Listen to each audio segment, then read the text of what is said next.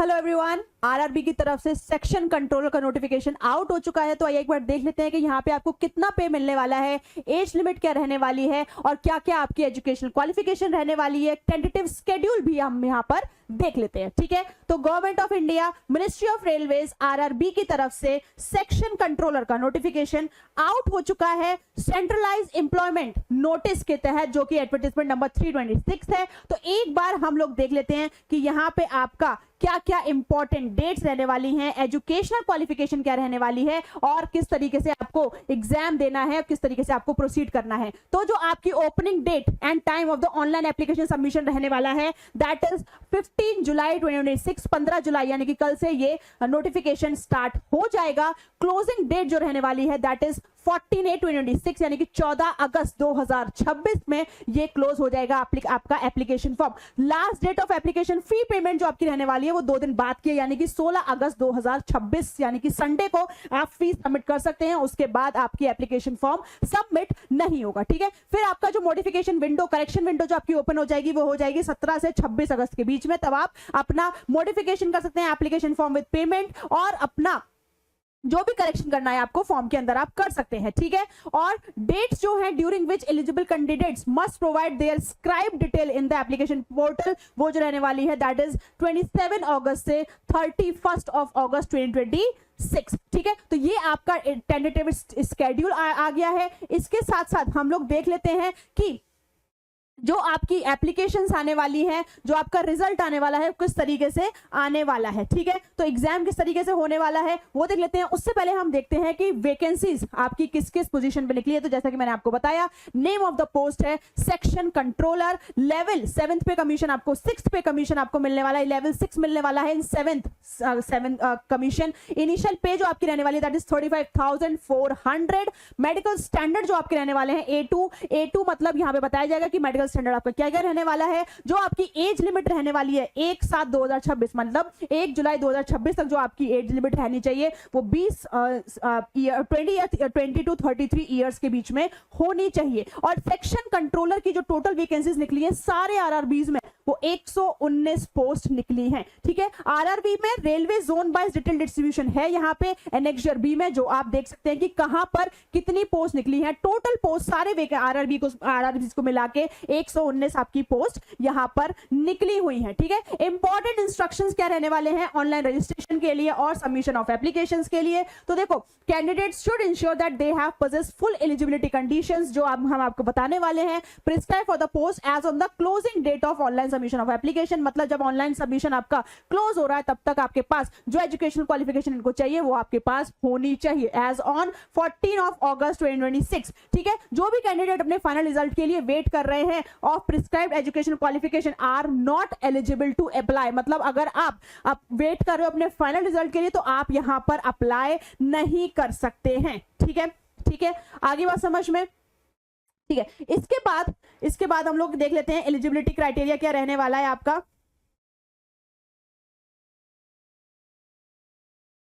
अब बात कर लेते हैं इंपॉर्टेंट इंस्ट्रक्शंस, एग्जामिनेशन प्रोसेस का। तो स्टेजेस ऑफ आपका एग्जाम क्या रहने वाला है, तो आपकी single stage computer based test रहने वाला है, मतलब सिर्फ और सिर्फ एक ही आपका एग्जाम होने वाला है दैट इज 2 CBT मतलब कंप्यूटर बेस्ड टेस्ट होने वाला है। उसके बाद आपका होने वाला है computer based aptitude test, document verification and medical examination. तो आपका क्या क्या होने वाला है, CBT होने वाला है, CBAT होने वाला है, डॉक्यूमेंट वेरिफिकेशन होगा एंड देन आपका मेडिकल एग्जामिनेशन होगा। और अगर आप सारी स्टेजेस को पार करोगे then you will be selected as a section office. ठीक है, शॉर्ट लिस्टिंग कैसे होने वाली है वेरियस स्टेजेस के लिए। तो जो CBAT है कंप्यूटर बेस्ड एप्टीट्यूड टेस्ट वो shall be extended to 8 times of the vacancies, जितनी वैकेंसी है उसके 8 गुना के लिए शॉर्ट लिस्टिंग करी जाएगी। मतलब कि अगर आपकी वैकेंसी 10 है तो 80 लोगों को इस कंप्यूटर बेस्ड एप्टीट्यूड टेस्ट के लिए बुलाया जाएगा। ठीक है, शॉर्टलिस्टिंग कैंडिडेट फॉर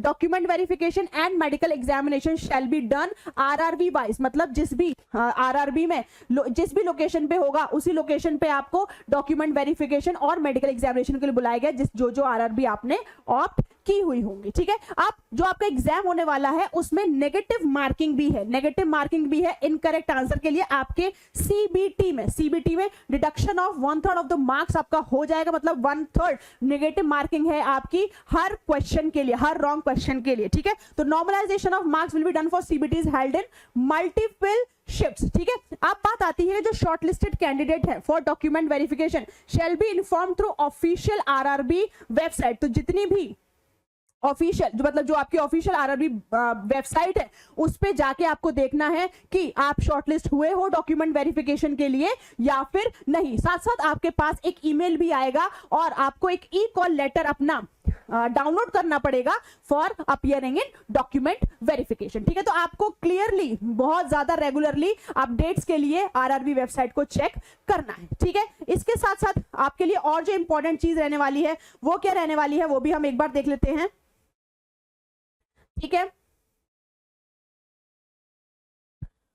ठीक है, अगर आपको कोई भी क्वेरी है, कोई भी आपको दिक्कत है, आपको कुछ भी जानना है तो आप इस मेल पर rrb.help@csc.gov.in पर आप मेल कर सकते हैं या फिर यहाँ पे जो 2 फोन नंबर दिए हुए हैं आप इन 2 फोन नंबर पे कॉल कर सकते हैं फॉर रिगार्डिंग एनी क्वेरी। ठीक है, आगे बात समझ में। ठीक है, अब मैं जो बात कर रही थी medical standard for the post, तो A2 मेडिकल स्टैंडर्ड रहने वाले हैं आपकी आरआरबी पोस्ट के लिए। क्या रहने वाले हैं, तो आपको इन सब में फिजिकली फिट रहना है, मतलब आपका डिस्टेंट विजन 6969 होना चाहिए विदाउट ग्लासेस, आपका near vision SN 0.6 without glasses होना चाहिए and must pass test for colour vision, binocular vision, night vision and myopic vision. इस सब में आपको एक्सेल करना है, तभी आप मेडिकल स्टैंडर्ड को क्लियर कर पाएंगे। ठीक है,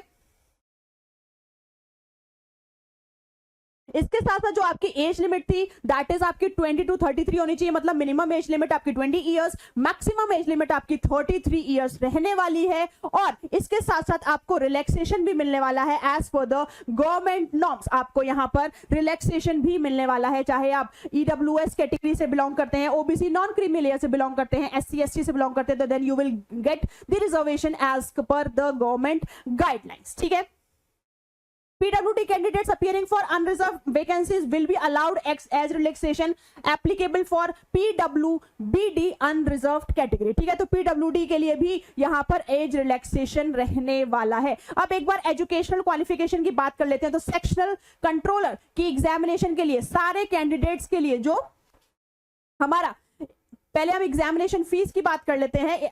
ठीक है, आपका जो एजुकेशन क्वालिफिकेशन रहने वाला है, जो मिनिमम एजुकेशन क्वालिफिकेशन आपका रहने वाला है that is prescribed in CEN form, recognized board, university, institute for submission online application, those awaiting result for final examination वो इसके लिए applicable नहीं है। ठीक है, अब एक बार एप्लीकेशन एग्जामिनेशन फीस की बात कर लेते हैं, तो सारे कैंडिडेट्स के लिए जो आपकी एप्लीकेशन फीस रहने वाली है वो रहने वाली है आउट ऑफ द फीस 500, आपका 400 रहने वाला है जो कि रिफंड हो जाएगा duly deducting bank charges on appearing in CBT. आपकी टोटल एप्लीकेशन फीस जाने वाली है 500, जिसमें से 400 आपका रिफंड हो जाएगा जब आप सीबीटी के लिए अपीयर होंगे। अगर आप फीमेल हैं, ट्रांसजेंडर है, एक्स सर्विसमैन कैंडिडेट है, candidate belonging to SC ST minority communities, economically backward class, तो आपकी जो रिफंड होगी फीस दैट इज 250 जब आप सीबीटी में अपीयर होंगे, और आपको इतनी ही फीस अभी अप्लाई करनी है एप्लीकेशन फॉर्म के लिए। ठीक है, और ऑनलाइन फी पेमेंट आप कैसे कर सकते हैं, इंटरनेट बैंकिंग के थ्रू और यूपीआई के थ्रू भी आप कर सकते हैं। ठीक है, ठीक है, ठीक है, ठीक है। इसके अलावा